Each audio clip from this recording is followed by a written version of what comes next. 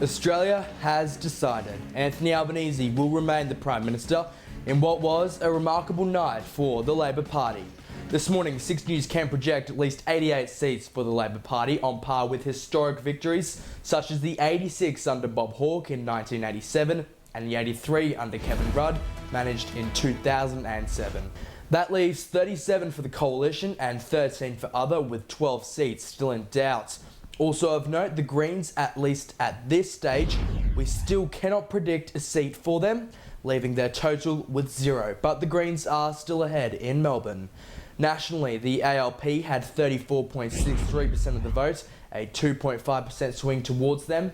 The Coalition had 31.72% of the vote, that's a 3.69% swing away from them. And the Greens had 12.15% of the primary vote, that's a 0.1% swing away. It wasn't long into counting until figures showed Labor leading in key seats. Have a look at this map. Now, up until last night, these were all seats held by the Coalition. Take a look at today. They're all held by Labor, and the Liberals are out of Tasmania. It was a result that defied the polls, taking everyone by surprise, including 6 News' Mackie Perry.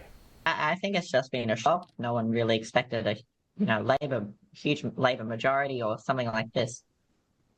Even YouGov was, fell short of this prediction. I just think it's very astounding, and Labor's clearly managed to.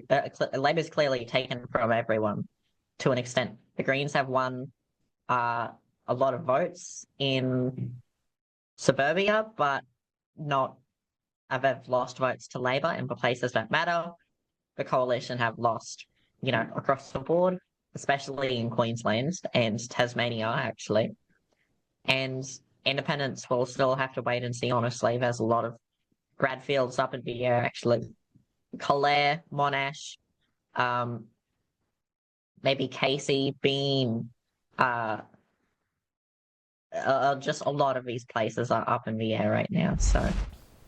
At 20 minutes past 8, just 2 hours into counting, 6 News was ready to make the call.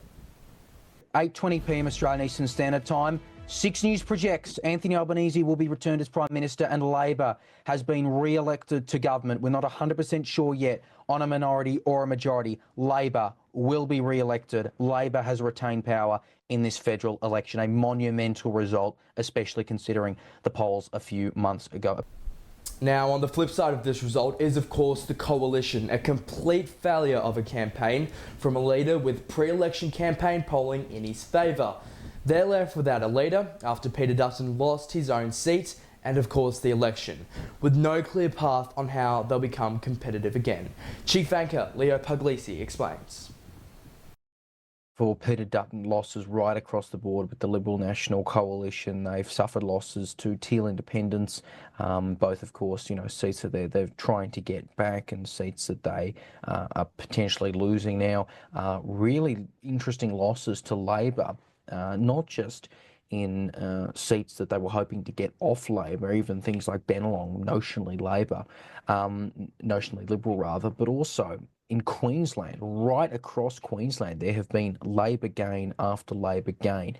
Seats from the Greens, of course, but also quite a few from the Coalition. The big one, of course, the huge story, Peter Dutton losing his own seat of Dickson to Labor's Ellie France. That is a remarkable result. Ellie France has run 3 elections in a row, and for her to win this is ginormous. Peter Dutton has held the seat for 2 decades.